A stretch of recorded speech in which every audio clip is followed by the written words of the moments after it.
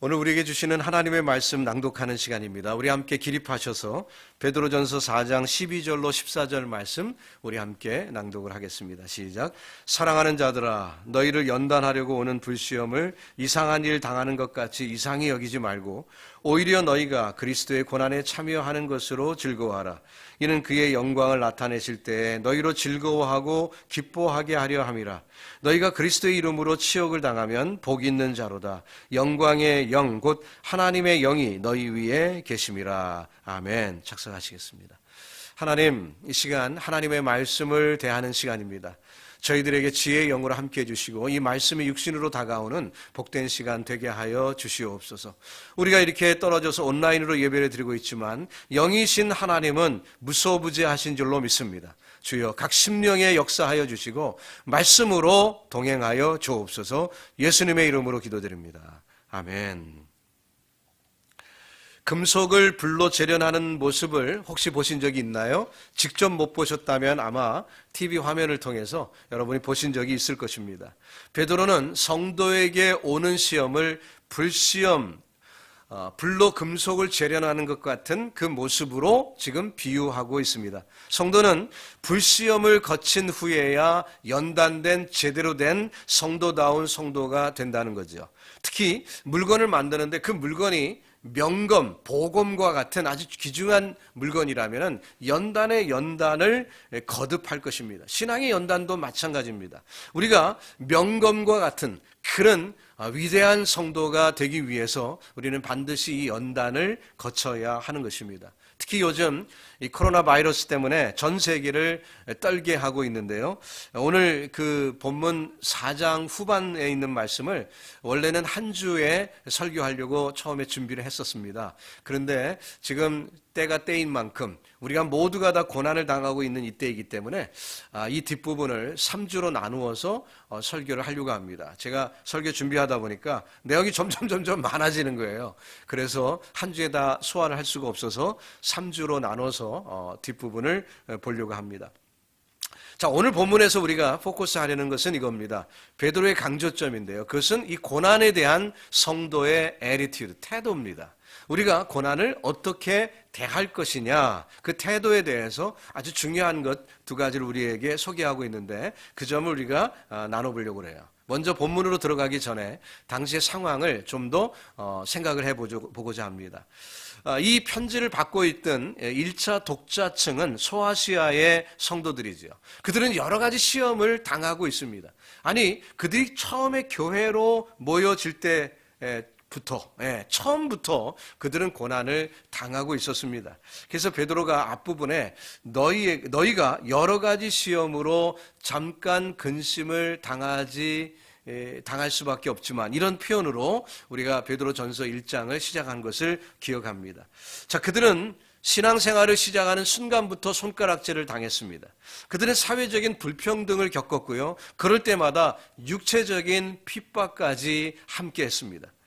그들이 당했던 고난과 오늘날 우리가 당하는 고난을 비교한다면 사실 비교가 되지 않죠. 그러나 오늘날도 복음 때문에 우리가 불이익을 당할 때가 많이 있지 않습니까? 차별금지법 같은 것이 지금 한국에서 논의가 되고 있는데 그것은 오히려 성도들을 역차별하는 그런 결과를 가지고 오죠. 자, 미국의 종교의 자유를 얘기하고 있지만 그것이 오히려 우리 크리스찬들에게 역차별을 오고 있다는 것 여러분 아시지 않습니까? 등등 수많은 문제들이 오늘날도 있고요. 내가 신앙생활을 좀 더 열심히 하고 바로 해보려고 하면 핍박이 오고 환란이 오고 주변에 고난을 당하는 성도들도 있습니다. 자, 이 베드로의 편지를 받은 소아시아 지역 성도들, 그들과 정도의 차이는 있겠지만 누구든지 주의 이름을 부르는 자는 그리스도인답게 살고자 하면 할수록 고난을 피할 수가 없다는 것입니다. 그렇기 때문에 이러한 고난을 어떻게 대할 것인가? 어차피 오는 고난이라면 우리가 어떤 태도로 이 고난을 상대할 것인가? 이것은 너무나도 중요한 것이죠. 오늘 본문을 시작하는 베드로는 그 성도들을 향하여 사랑하는 자들아 라는 문구로 쓰고 있습니다. 사실 성경 안에는 신학적인 내용도 굉장히 많이 들어 있습니다. 당연히 있어야 되죠. 이단이 많이 있기 때문에 이단을 막아내려면 신학적인 내용이 들어 있어야 합니다. 그렇지만 지금 베드로는 이 편지를 쓴 목적이 신학 논쟁이 아니었습니다. 어떤 신학적인 정보 제공이 아니었습니다. 이 편지는 고난 중에 있는 성도들을 위로하고 격려하기 위하여 이 편지를 쓴 것을 우리가 알고 있지요. 그렇기 때문에 사랑하는 자들, 그가 아끼고 사랑하는 그들에게 정말 이 편지를 간절한 마음으로 쓰고 있다는 것입니다. 베드로는 지금 그 사랑하는 자들에게 다가오는 불시험, 지금도 시험이 있지만 그것보다 더 센 어떤 불시험이 다가오고 있는데 그것을 예견하면서 그 고난을 당한 성도들을 생각해 보니 마음이 정말 가슴이 뜨겁고 아프다는 거예요. 그래서 따뜻한 위로의 말씀을 전달하기를 원하는 그런 그 마음이 베드로에게 있었던 거죠. 저도 이 시간 베드로의 심정과 조금은 비슷한 것 같습니다. 그래서 오늘 본문 말씀을 신학적인 접근으로 우리가 말씀을 생각하기보다 성도님들 가운데 고난이 있고 어려움이 있는 분들에게 참된 위로와 평강 그리고 격려의 말씀이 되기를 원하는 간절한 마음이 있어요. 여러분, 이 말씀에서 위로받으시고 우리가 당하는 이 고난을 올바로 대처하는 믿음의 종들이 되시기를 바라는 것입니다. 베드로는 그들이 당하고 있는 시험을 불시험이라고 표현했다고 했습니다. 여러분 혹시 화재를 경험해 보신 적이 있습니까? 주택에 불이 났다든지 아니면 산에 갔는데 산불을 경험했다든지 뭐 이런 거 경험해 보셨나요? 어떤 느낌이 올까요? 무섭다. 그런 느낌이 오겠죠. 불은 정말 무서운 것입니다. 불이 지나가고 나면은요, 남는 게 없어요. 이 불이라는 것은 참으로 무서운 것이죠. 파괴력이 강한 것입니다. 자, 그들이 당하고 있는 현재의 고난이 불시험, 무서운 시험이라는 거죠. 그래서 가볍게 견딜 만한 시험이 아니라 믿음이 뒤흔들릴 정도의 강력한 시험을 그들이 당하고 있음을 베드로가 인정하고 있는 것입니다. 그리고 그 시험이 오는 목적이 있는데 오늘 본문에 보니까 연단하기 위해서 시험이 온다라고 했습니다. 자, 용광로에 불을 지금 강하게 떼면 어떻게 됩니까? 불순물이 다 없어지고 순수한 광물만 남게 되는 거죠. 예를 들어서 금을 재련한다면 어떻게 돼요? 광물, 그 원석, 금의 원석을 불에 놓고 그냥 높은 불로 올리면은 그 금이 없어지는 게 아니라 불순물이 다 없어지고 다 불타버리고 금은 그대로 남게 되는 거죠. 그래서 순수한 금을 얻으려면 불을 강하게 떼야 되는 것입니다. 그래서 성도에게 오는 이 불시험은 성도 자신을 소멸시키기 위한 것이 아니라 우리 주변에 있는 또 우리 곁에 있거나 우리 안에 있는 이 불순물을 태워버리는 것이죠. 그것을 손가락으로 핀세트로 빼낼 수가 없어요. 그래서 이 불로 소멸을 시키는 것입니다. 그리고 순금과 같이 정금과 같이 나오는 것이 목적이라는 것이죠. 야고보서 1장 3절로 4절에 이런 말씀이 나옵니다. 너희 믿음의 시련이 인내를 만들어내는 줄 너희가 알미라. 인내를 온전히 이루라. 이는 너희로 온전하고 구비하여 조금도 부족함이 없게 하려 함이라. 우리를 온전하게 만들기 위하여 불시험이 온다는 거예요. 우리에게 순수한 모습, 성도의 그 오리지널 순수한 모습을 회복시키기 위하여 그것이 온전히 드러나기 위하여 믿음의 시련이 주어진다는 것입니다. 여러분에게 지금 믿음의 시련이 있습니까? 그것은 우리를 온전하게 만들기 위한 방법이지요. 자, 그러면 이것을 우리가 알 때 어떤 태도로 이런 시련을 대해야 될 것인가? 베드로의 이야기를 또 집중적으로 생각을 해보겠습니다. 두 가지를 얘기하고 있는데요. 첫 번째는 불시험이 오고 있을 때 그것을 당연히 여겨라 라고 베드로가 권면하고 있습니다. 요즘 지구 하늘이 맑아졌어요. 서울 하늘도 맑아졌고요. 저 베니스의 운하가 맑아져서 물고기들이 돌아왔다. 그런 사진을 우리가 보게 됩니다. 바이러스 때문에 나쁜 것만 있는 게 아니더라고요. 또 좋은 것도 있어요. 불시험 자체는 힘든 일입니다. 맞아요. 그러나 우리를 맑게 해주는 결과가 있습니다.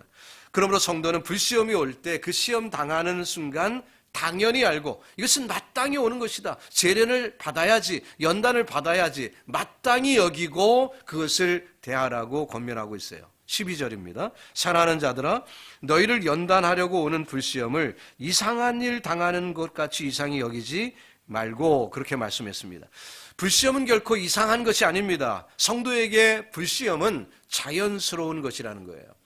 시편 34편에서 19절에 이렇게 얘기합니다. 의인은 고난이 많으나 여호와께서 그 모든 고난에서 건지시는도다 얘기했습니다. 의인은 성도를 얘기하는 거죠. 인류의 최초의 의인이라고 말할 수 있는 아벨은 가인에게 죽임을 당하고 말았습니다. 의인은 고난을 당하는 것입니다. 고난의 대명사 욥이 얼마나 많은 고통을 받았습니까? 다윗은 사울의 낯을 피하여 오랫동안 도망자의 신세가 되었습니다. 참 억울했겠지요. 잘못한 게 없는데도 말이지요. 하나같이 불시험을 당했어요. 그것이 성도의 모습이고 당연한 것이다 라고 얘기하고 있습니다.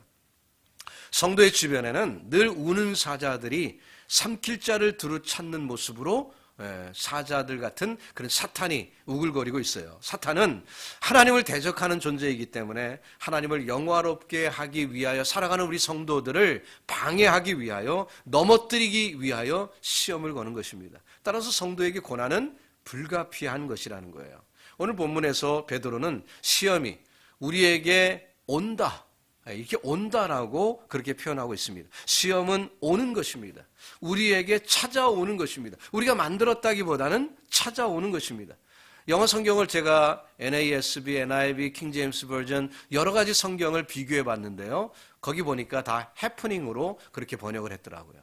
happening. 우리가 어쩌다가 예상치 못한 일을 당하면 해프닝이다 이렇게 말하지 않습니까? 고난은 우리가 느끼기에는 해프닝처럼 우리에게 오는 것이라는 거예요. 우리가 그것을 계획하지도 않았습니다. 우리가 그것을 어떻게 만들지도 않았어요. 그런데 이것을 우리의 프로덕트라기보다는 우연처럼 해프닝으로 우리에게 오는 거예요. 근데 사실 우연이 있습니까? 우연은 없죠. 하나님의 통제 안에 모든 것이 있지 않습니까? 그렇기 때문에 우리가 느끼기에는 이것이 그냥 찾아오는 것이지만 It's under control by God. 하나님의 그 권세 안에 있다는 것을 우리가 안다는 거죠. 욥의 시험이 샘플 아닙니까? 욥이 시험을 당했습니다. 사탄이 시험을 걸었죠. 근데 그때 사탄 누구에게 허락을 받습니까? 하나님께 허락을 받고 욥을 시험합니다. 욥의 입장에서는 갑자기 온 해프닝이에요. 갑자기 아이들이 죽고 갑자기 사업이 망하게 됩니다. 갑자기 질병이 왔습니다. 그러니까 그에게는 해프닝이에요. 그렇지만 이 모든 것은 하나님의 허락 가운데 되어지는 것이라는 거죠. 자, 바울은 로마서 8장 28절에서 이렇게 얘기합니다. 우리가 알거니와 뭐라고요? 안다는 거예요. 그 루트를 안다는 거예요. 우리에게 찾아오는 그 모든 일에 대한 그 환경과 또 과정을 안다는 것입니다. 우리가 알거니와 하나님을 사랑하는 자, 곧 그 뜻대로 부르심을 입은 자들에게는, 자, 우리죠. 우리에게는 모든 것이 합력하여 선을 이루느니라. 할렐루야. 우리에게는 합력하여 선을 이루게 되는 결과가 있을 줄 믿습니다. 참 우리에게 용기를 주는 말씀이지요. 하나님은 저와 여러분의 삶의 모든 환경을 지금 다스리고 계세요. 그러면서 선을 이루고 계십니다. 이 로마서 8장 28절의 말씀을 오해하는 분들이 있어요. 어떤 때 이 말씀을 사용하냐면 잘 될 거야. 지금 어렵지? 모든 일이 잘 될 거야. 이런 식으로 이 말씀을 인용하는 분들이 있는데 그것은 잘못 오해하신 거죠. 이 말씀은 그 뜻이 아니라 모든 것이 잘 된다는 뜻이 아니라 하나님이 그분이 계획하신 선을 결국은 이루어내신다라는 뜻인 것입니다. 우리는 고난을 통해서 주님을 닮게 될 줄로 믿습니다. 우리는 고난을 통해서 Christ-like, 그리스도를 닮아가는 축복이 우리에게 임할 줄로 믿습니다. 그것이 하나님의 계획이라는 거죠. 살다 보면 예상치 못한 재난을 당할 수가 있어요. 사고를 당할 수도 있습니다. 그러나 순간순간마다 하나님이 철저하게 이 고난을 통제하고 계심을 믿으시기 바랍니다. 그분은 우리의 토기장이에요. 그분이 지금 만들고 계십니다. 그리스도의 형상을 빚어가고 계세요. 그러므로 베드로는 이상한 일 당하는 것 같이 이상히 여기지 말라, 당연히 여겨라, 그렇게 지금 권면하고 있습니다. 목적이 있으니까 그것을 안다면 이상히 여길 필요가 없다는 거죠. 갑자기 자동차 사고를 당했습니다. 이상하지 않습니다. 갑자기 질병이 생겼어요. 놀랄 이유가 없습니다. It's under control. 주님이 지금 다스리고 계심을 믿기 때문에 그래요. 코로나 바이러스가 횡행하고 있습니다. 하나님의 통제하에 되어지는 일인 줄로 믿습니다. 하나님이 허락하신 거예요. 이 고난이 우리에게 하나님의 허락된 고난이 온 거기 때문에 우리는 놀랄 이유가 없어요. 자, 이 세상에서 일어난 일들 중에 가장 이상한 일이 있다면 뭘까요? 그 일은 정말 이상했어. 이렇게 얘기할 수 있는 일이 있다면 뭘까요? 2차 대전입니까? 예, 민간인과 군인이 정확한 통계는 없지요. 그렇지만 약 한 5천만 명에서 6천만 명 정도가 죽었다고 그러죠. 예, 그 전쟁 때문에 6천만 명, 어마어마한 사람이 죽었어요. 대한민국 인구가 다 죽은 거예요. 예, 2차 대전 때 그렇게 엄청난 수가 죽었죠. 이상한 일입니까? 유대인 600만 명이 죽은 홀로코스트, 그 사건이 이상한 사건일까요? 예, 그것보다 더 큰 이상한 사건이 있죠. 2000년 전에 하나님이 돌아가셨어요. 아이고, 그렇게 이상한 일이 어디 있습니까? 하나님의 아들이 죽임을 당했습니다. 말도 안 되는 법정에서 죄도 없는 분이 십자가에 내어준 바 되었습니다. 그가 한 일이라고는 가난한 사람을 도와주고 병든 자를 고쳐주고 귀신을 내어주고 쫓아주고 진리를 선포한 것밖에 없어요. 그런데 그분이 죽임을 당합니다. 참으로 이상한 일이죠. 어찌 그런 일이 있을 수 있을까? 그러나 당사자인 주님은 이상한 일로 여기지 않으셨습니다. 묵묵히 받아들이시고 어린 양으로서 죽임을 당하셨습니다. 왜요? Because He knows it. 주님은 아셨기 때문에. 이 모든 결국을 아셨기 때문에. 이 모든 과정을 아셨기 때문에. It's under control by God. 하나님의 손 아래 있음을 아셨기 때문에 이상하게 여기지 아니하시고 그 길을 감당하신 것입니다. 그리스도를 따르는 사람들이라면 고난과 환난을 당할 때 이상히 여길 필요가 없어요. 아니, 우리 주님, 내가 따르는 예수님도 고난 당하셨는데 내가 고난 당하는 것 마땅하지 않냐는 것이죠. 그렇기 때문에 우리가 시험을 당하거나 고난을 겪을 때, 질병이 왔을 때라든지 물질로 어려움 당할 때 여러분 의기소침하지 마시기 바랍니다. 마음 약해지지 마세요. 아이고, 내가 뭐가 잘못됐나? 너무 낙심되지 마세요. 왜냐하면 하나님의 허락 가운데 되어진 것이고 그 고난을 통해서 반드시 우리에게 유익이, 하나님의 선이 이루어질 줄로 믿습니다. 주님께서는 친히 십자가에 죽으셨지만 사흘 만에 부활하심으로 사망 권세를 정복하셨습니다. 그러면서 제자들에게 이렇게 말씀하십니다. 요한복음 16장 33절이죠. 자, 이것을 너희에게 이름은 너희로 내 안에서 평안을 누리게 하려 함이라. 세상에서는 너희가 환난을 당하나 담대하라. 내가 세상을 이기었노라 말씀하셨어요. 자, 이 말씀이 저와 여러분에게도 그대로 임하는 줄로 믿습니다. 여러분 어려움이 있습니까? 세상을 두려워하지 말라. 내가 세상을 이기었노라. 주님 말씀하세요. 여러분 그 믿음으로, 주님 믿는 믿음으로 담대하게 고난을 극복하시기를 바랍니다. 자, 오늘 본문 가운데 두 번째 베드로가 얘기하는 태도가 있습니다. 그것은 불시험을 오히려 즐거이 여겨라는 말씀이에요. 13절입니다. 오히려 너희가 그리스도의 고난에 참여하는 것으로 즐거워하라. 이는 그의 영광을 나타내실 때 너희로 즐거워하고 기뻐하게 하려 함이라 말씀했습니다. 이 오히려라는 말로 시작하고 있어요. 고난을 이상한 일로 여기지 말고 그 대신에 이렇게 하라. 어떻게 해요? 즐거워하라 말씀하고 있는 거예요. 시험은 우리에게 믿음을 더 큰 믿음으로 연단하기 위해서 하나님이 주신 것이라고 했습니다. 그러므로 모든 시험의 결과는 우리를 유익하게 만들 거예요. 그래서 하나님의 영광을 드러나게 할 것입니다. 그러므로 그리스도의 고난에 참여하는 것으로 인해서 나 같은 것이 그리스도의 고난에 참여하다니 하는 마음으로 즐겁게 여겨라. 오히려 그렇게 베드로가 권면하고 있는 거죠. 사람은 누구나 환난을 당하면 공포와 두려움에 떨게 됩니다. 이번 코로나 바이러스를 사람들이 두려워하지요. 위정자들을 비롯해서 모든 사람들이 두려워합니다. 그 이유는 뭐죠? 모른다는 거예요.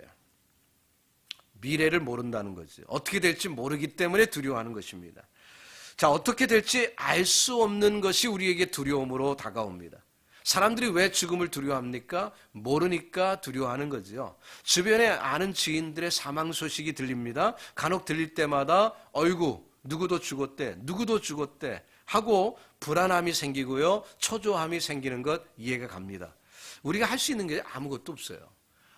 그렇기 때문에 더 두렵지요. 그런데요, 성경은 오히려 고난당할 때 즐거워하라. 어떻게 이렇게 할 수가 있을까? 참으로 어려운 일 아니겠습니까? 그러나 성도에게는 그것이 가능한 일이에요. 어떻게 그렇게 할 수 있을까? 예, 여러분 벌써 대답을 다 아시죠? 결국을 알기 때문에 그렇습니다. 결국을 알기 때문에 감당할 수 있는 거고요. 결국을 알기 때문에 즐거워할 수도 있습니다.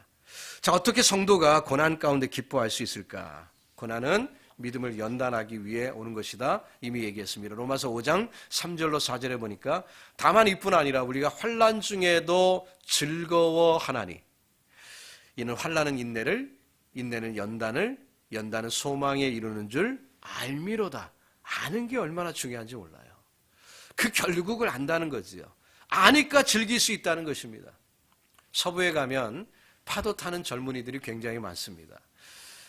제 친구 목사님 아들도 파도 타기를 너무너무 즐거워해갖고 뉴욕에서 살다가 캘리포니아로 이사가서 사는 청년이 있어요. 예. 그 파도 타기를 너무 좋아하기 때문에 그렇다는 그런 이야기를 들었었는데요. 파도가 사람들에게 위협을 줍니다. 파도가 높을수록 위험이 있지요. 그러나 어때요? 파도 타는 사람은 파도가 높으면 더 바다로 나갑니다. 즐기죠. 예, 아니까 그런 거예요. 파도 탈 줄 아니까. 케이블카를 타보셨습니까? 철탑이 있지요. 철탑을 지날 때마다가 꿀렁꿀렁 이렇게 갑자기 뚝 떨어지는 느낌을 받습니다. 어른들은 그때 즐기지요. 청소년들은 까르르륵 웃고 즐길 것입니다. 그러나 어린 꼬마들, 결국을 모르는 애들은 어때요? 하고 울고 말지요. 무섭다는 거예요. 비슷한 얘기입니다. 여러분, 우리가 결국을 아는 것은 즐길 수 있게 만들어주는 것입니다. 성도에게 고난, 약점이 있고 연약했던 그런 것들을 보강해주고요. 또 우리의 영성을 더 깊게 해주고 믿음의 뿌리를 더 깊게 해줍니다. 그래서 순금같이 욥이 얘기한 것처럼 정금같이 나오리라. 그런 축복이 우리 성도들에게 임할 줄로 믿습니다. 그래서 이번 팬데믹이 끝난 다음에 성도님들 다시 만나갖고 얼굴을 대할 때 여러분들이 환해지는 축복, 영적으로 그냥 충만해지는 은혜, 넘치기를 주님의 이름으로 축원합니다. 자, 그렇다면 고난 중에 이 그리스도의 고난에 참여한다는 것은 무슨 뜻일까요? 그리스도의 고난에 참여한다는 것은 하나님의 의를 위하여 고난을 기꺼이 받아들이신 예수님을 닮아간다는 거죠. 우리도 자기 십자가를 지고 그리스도를 따른다는 그 표현과 같이 그 길을 선택하였습니다. 그렇기 때문에 우리가 당하는 고난은 그리스도의 고난에 참여하는 것이 됩니다. 그래서 모든 시험과 고난 가운데 우리의 고난을 통하여 하나님이 영광을 받으시는 줄 믿습니다. 14절 말씀입니다. 너희가 그리스도의 이름으로 욕을 받으면 복이 있는 자로다. 영광의 영 곧 하나님의 영이 너희 위에 계심이라. 여러분, 혹시 예수님 때문에 욕먹어 보신 적 있어요? 예수님 때문에 손가락질 당해 보신 적이 있습니까? 그렇다면 여러분은 복이 있는 줄로 믿습니다. 스데반은 시련 가운데 하나님의 영광을 체험했습니다. 사도행전 7장 55절의 증언은 이렇습니다. 스데반이 성령이 충만하여 하늘을 우러러 주목하여 하나님의 영광과 및 예수께서 하나님 우편에 서신 것을 보고, 스데반은 고난을 통과하면서 하나님의 영광을 경험했어요. 그리스도를 위하여 욕을 받는 자의 특권인 것입니다. 수많은 순교자들이 타오르는 불길 가운데서도 화형식에도 그들은 참여합니다. 못이 거꾸로 박힌 그 판자를 걸을 수도 있습니다. 천국가 나를 향하여 와도 찬송을 부를 수 있습니다. 하나님의 영광을 체험할 수 있습니다. 여러분, 그 영광을 경험하는 축복이 있기를 바랍니다. 13절 하반절에 보니까 이는 그의 영광을 나타내실 때 너희로 즐거워하고 기뻐하게 하려 함이라 했습니다. 이 표현은 베드로가 1장을 시작했을 때 처음에도 썼던 표현이에요. 그리스도의 그 영광에 참여하고 그것을 즐거워하는 것 말이죠. 어느 날 예수님께서 그 모든 영광을 가지고 우리에게 찾아오시는 날이 올 것입니다. 그랬을 때 우리가 그리스도인답게 살고 이 모든 고난을 잘 감수하며 따라간다면 주님 오시는 날 그 영광을 함께 누리게 되는 축복이 임할 줄로 믿습니다. 사람들은 버린 돌처럼 여겼지만 하나님은 예수님을 모퉁이 돌로 사용하시고 산돌로 쓰셨습니다. 그 돌은 거치는 돌이었습니다. 심판자였지요. 그렇기 때문에 사람들이 싫어했습니다. 그러나 우리는 그리스도를 택했고 그분께 나아갔습니다. 모퉁이 돌이신 그분과 연합해서 하나님의 성전으로 함께 지어지고 있습니다. 그것이 우리의 산 소망이 된 거죠. 현재 고난 중에 그리스도의 길을 걸어가시는 사랑하는 성도 여러분, 주님의 영광이 임하는 순간 우리도 같은 영광에 동참하는 날이 올 줄로 믿습니다. 로마서 8장 17절에 자녀이면 또한 상속자 곧 하나님의 상속자요 그리스도와 함께한 상속자니 우리가 그와 함께 영광을 받기 위하여 고난도 함께 받아야 할 것이니라. 영원한 영광을 위하여 고난도 함께 받는 것은 당연한 것이고 그러기에 그 고난 받을 즈음에 즐거움을 빼앗기지 않는 축복의 성도들이 되시기를 바라는 것입니다. 이제 말씀을 정리하고 마칩니다. 성도는 고난을 대할 때 어떤 태도로 임해야 될 것인가? 베드로는 이상히 여기지 말라고 했습니다. 왜? 하나님이 컨트롤하고 계시고 그 결국을 알기 때문이라고 했어요. 오히려 고난을 당할 때 즐거워하라고 얘기합니다. 왜냐하면 고난은 우리에게 유익을 주는 것이고 우리를 연단할 뿐만 아니라 하나님의 영광에 동참하는 축복을 가져오기 때문에 고난을 당할 때 오히려 즐거워하라고 얘기했어요. 여러분 지금 어떤 고난 가운데 있습니까? 갑자기 어려움이 와서 질병이 여러분을 위태하게 만들었나요? 재물이 갑자기 없어지는 그런 경험을 하고 계십니까? 어떤 환경에도 주님을 따르시길 바랍니다. 성도는 주님을 따를 때 하나님이 주시는 유익함을 누리는 것이고 이 고난을 통해서 오히려 주의 영광을 경험하는 축복이 임할 줄로 믿습니다. 우리 모두 함께 승리하기를 주님의 이름으로 축원합니다. 기도하겠습니다. 주님 감사합니다. 오늘도 우리와 함께 하시며 말씀으로 채워주시니 감사합니다. 이 말씀대로 승리하는 이 고난 당할 때 이 고난에 대해 올바른 태도를 가지고 믿음으로 승리하는 주의 백성들 되게 하여 주옵소서. 예수님의 이름으로 기도드립니다. 아멘. 우리 함께 기립하셔서 찬송 부르며 기도하는 시간 갖겠습니다.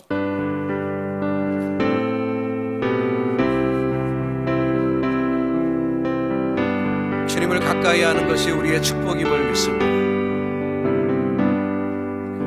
내 주를 가까이 하게 함은 십자가 짐 같은 고생이다.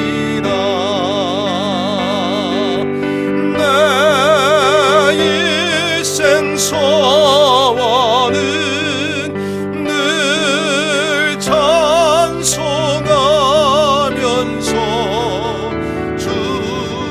주께로 나가기 원합니다. 내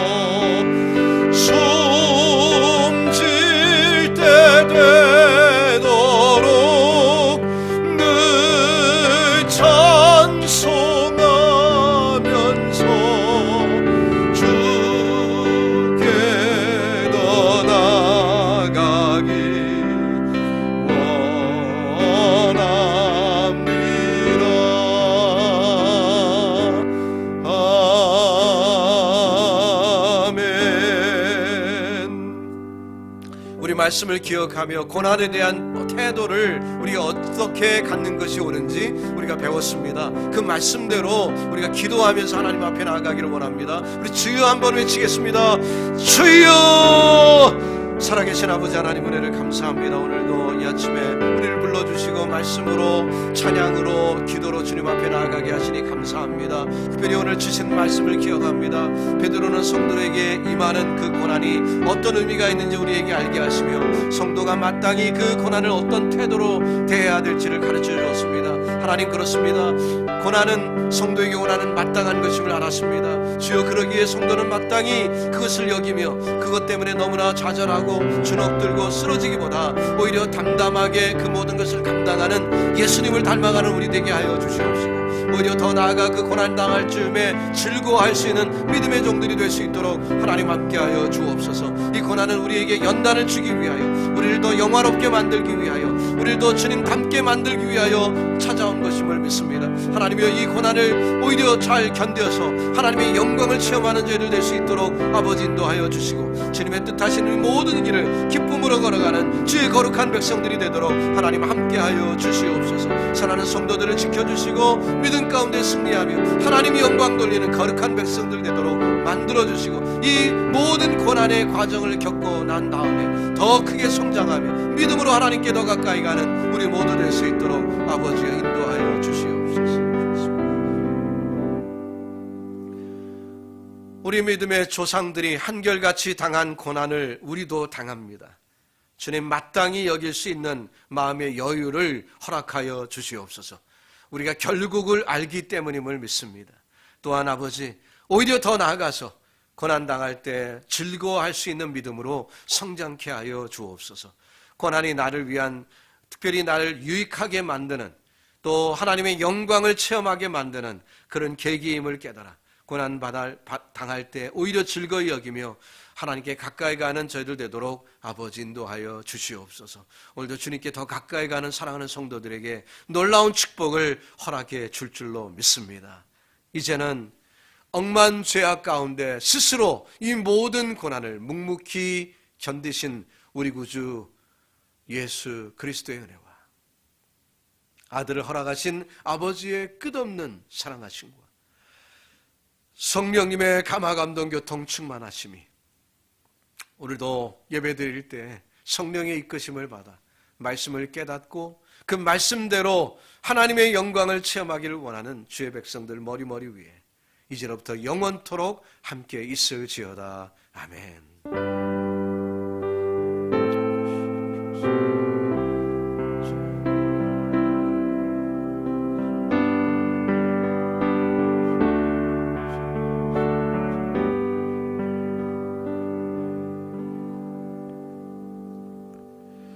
예배는 마쳤습니다. 여러분 한 주간도 믿음 가운데 승리하는 저와 여러분 되길 바랍니다. 감사합니다.